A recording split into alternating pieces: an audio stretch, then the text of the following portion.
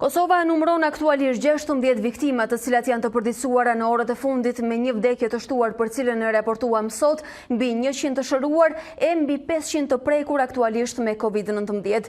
Por çfarë thon raportet e reja të ekspertëve për menaxhimin, por edhe vjueshmërinë e rrugës së pandemisë në Kosovë? Dr. Arbër Morina, kirurg në Qendrën Klinike Universitare të Kosovës, na jep analizën e këndit të tij duke pasur përvojën dhe kontaktin e vazhdueshëm me pacient, të cilët vuajnë edhe nga sëmundjet të dyta e që sot kërkojnë kur në ethet e infektimit e prekjes fatale nga agresioni i këtij virusi. Dr. Morina, mirëdita dhe mirë se vini. Përshëndetje, mirë se u gjej. Unë ju falenderoj për kohën, ndonse jeni në shërbim intensiv në këto ditë vështira pandemie dhe për Kosovën. Çfarë mund të më thoni për panoramën e orëve të fundit? Tashmë shifrat e viktimave kanë arritur në 16, megjithatë edhe numri të shëruarve është premtues. Ashtu siç thatë ju, të gjitha shifrat dhe statistikat janë të sakta. Ne kishim parashikuar një vazhdimsi të rrugës infektive dhe kurba e infeksioneve fatmirësisht në Kosovë nuk është zbatuar ashtu siç e thonë statistikat. Parimisht ne në Kosovë kemi menaxhuar mirë situatën dhe nuk kemi shumë infeksione. Ne kishim paraparë një numër shumë të madh të infeksioneve dhe të vdekjeve gjëgjësisht. Mirë po duke ditur faktin që Kosova është një shtet me moshë mesatare të re, atëherë ne mund të them që kësaj radhe kemi përfituar mirë. Është për të vlerësuar lartë angazhimi i stafit mjekësor, të cilët janë padyshim në vijën e parë të frontit. Një angazhim maksimal për të vlerësuar është dhe nga Ministria e Shëndetësisë dhe Qeveria, të cilat me këshillat e tona morën masat përkatëse dhe mund të them që ne në Kosovë kemi menaxhuar mirë situatën tani për tani. Doktor, nëse flasim për shkaqjet e një kurbe ose lakore të mesme të butë për Kosovën, deri në momentin që ne flasim, ndonse kanosja nga COVID-19 duket se është e përditshme dhe përbën një kërcënim i cili mund të rikthehet në çdo moment. Atëherë besoni se vetëm mosha e re e popullsisë është një kontribut i vlefshëm për rezultatet që keni, apo ka edhe argumente e motivacione të tjera të cilat ju i keni analizuar deri më sot? E vërteta mbi këtë pyetje është që populli i Kosovës, Ministria e Shëndetësisë dhe ekspertët shëndetësor kanë qenë në bashkëpunim të ngushtë si kur më parë dhe ne kemi bërë informimin me kohë në lidhje me procedurat e izolimit, në lidhje me procedurat e mbrojtjes. Populli ka qenë i vëmendshëm dhe kësaj radhe ka bashkëpunuar ngushtë. Ministria e Shëndetësisë ka bërë një punë të jashtëzakonshme duke hapur një linjë telefonike të veçantë, duke trajtuar me seriozitet dhe shpejt çdo rast i cili është paraqitur dhe duke i karantinizuar me kohë. Masat e qeverisë tonë kanë qenë të rrepta dhe si pasojë e kësaj ne kemi një gjendje të këtillë, praktikisht me 598 të infektuar deri më tani. Kurba e infeksionit bën të tregojë që rastet janë raste familjare dhe raste kontakti. Kemi pak të bëjmë me përhapje të virusit në për zonat e karantinuara. Në momentin e vlerësimit të infeksioneve të reja, qeveria merr masat e menjëhershme dhe identifikimi me kohë i tyre ka bërë që ata të vetë izolohen dhe të trajtohen simptomatikisht. Parimisht trajtimi i pacientëve tanë është në koherencë me Europën dhe me botën. Në specialistët tanë infektologë janë bashkohor dhe të rinj dhe shumë të modernizuar, si rrjedhimi i kësaj ata janë gjendur besoj shumë profesionalisht pacientëve tonë. Doktor Morina, ju njëkohësisht jeni kirurg dhe keni qëndruar në shërbime dhe në këto ditë pandemie pa diskutim për t'ju ofruar shërbime të tjera të nevojshme edhe sëmundjeve të dyta të pacientëve, por duke pasur kontakt vazhdueshëm edhe me frikën e një infeksioni të mundshëm të transmetueshëm nga ju ose edhe nga pacientët në ditët e pandemisë në Kosovë. Çfarë mund të më thoni për sëmundshmërinë? Sa ka kontribuar në këtë menaxhim të mirë të situatës sëmundshmëria dhe sëmundjet kronike më të hasura nëse flasim për realitetin e Kosovës? Ekipet kirurgjike në bashkëpunim me drejtoritë përkatëse dhe me Ministrinë e Shëndetësisë kanë rënë dakord që të merret një vendim përkatës në lidhje me intervenimet kirurgjike.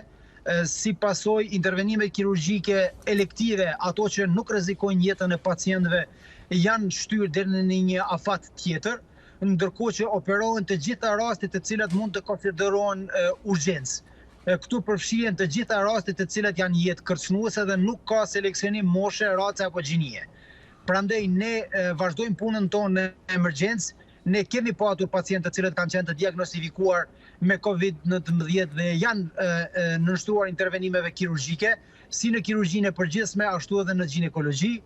Fatkeqësisht në ginekologji kemi të prekur një pjesë të stafit, por që gjendja e tyre është stabile dhe e menaxhueshme, ndërkohë që ekipet kirurgjike kanë rezultuar negative për shkak të masave të mira dhe për shkak të mbrojtjes adekuate. Pacientët janë mirë. Megjithatë, orët e fundit është regjistruar pikërisht një viktim, një grua shtatzane e cila ka humbur jetën ndonse ishte e prekur nga COVID-19. Besoj se tashmë ky është një rast i konfirmuar edhe për ju. E dini nëse zonja në fjalë tashmë viktim dhe ndjer kishte sëmundje bashkëshoqëruese apo vuante vetëm nga COVID-19 dhe ishte në muajt e saj të shtatzanisë? Sipas informacioneve që ne kemi përpos që zonja ka qenë shtatzane dhe ka patur dhe sëmundje tjera bashkëshoqëruese, me veshkat dhe sëmundje tjera kronike, por nuk jam në rrjedha në mënyrë adekuate apo në mënyrë të përpjekje që t'ju jap informacione të sakta, vetëm dim që pacientja ka patur dhe sëmundje tjera kronike, prandaj dhe nuk e përballoi dot infeksionin.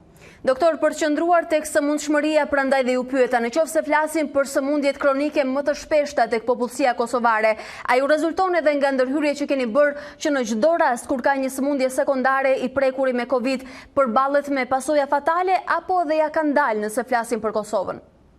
E vërteta është që në shumicën e rasteve pacientët të cilët janë në moshë të thyer, po flas mbi 70-80 vjeç, ata në shumicën e rasteve kanë sëmundje tjera, komorbiditete tjera dhe sëmundje shoqëruese kardiovaskulare apo kronike, mushkërore, pulmonare, ata e përballojnë më me vështirësi.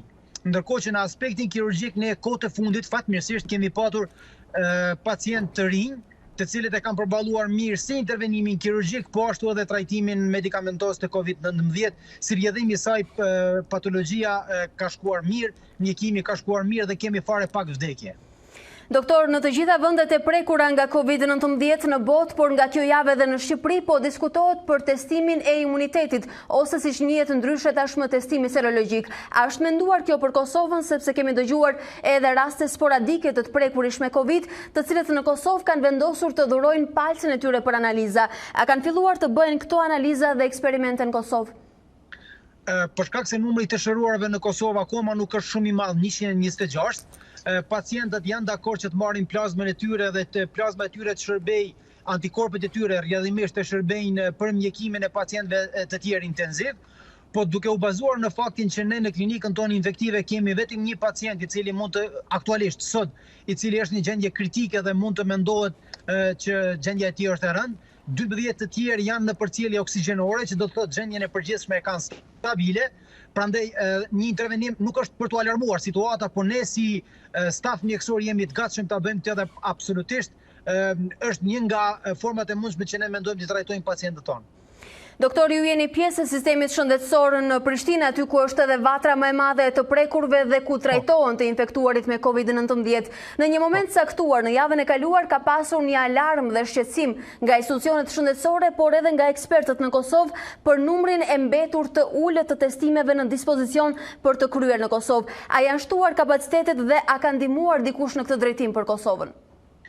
Unë nuk mund të them që ka qenë numri i ulët i testimeve, atë çfarë mund të them dhe që është e vërteta, testimet në Republikën e Kosovës bëhen duke u bazuar në disa kritere, edhe disa prej kritereve janë që pacientët të cilët përmbushin disa kushte, domethënë kanë shenja klinike dhe kushtimisht vinë nga zonat endemike të prekura, atëherë ata janë të privilegjuar, kështu që pikë pari bëhet testimi atyre që kanë shenja klinike dhe pastaj atyre që vinë me shenja klinike nga zonat e prekura.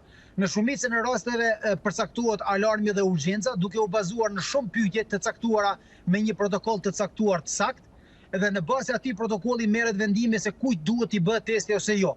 Republika e Kosovës nuk ka vuajtur nga mungesa e testeve, gjatë gjithë kohës ka qenë mirë furnizuar dhe unë mendoj që tani aktualisht jemi të mirë furnizuar. Doktor Morina, unë ju falenderoj për këto minuta që na dedikuat për këtë informacion kaq koncize dhe të saktë që vjen nga Prishtina dhe ju uroj punë të mbar në vim. Ju faleminderit, jam i nderuar, ju përshëndes.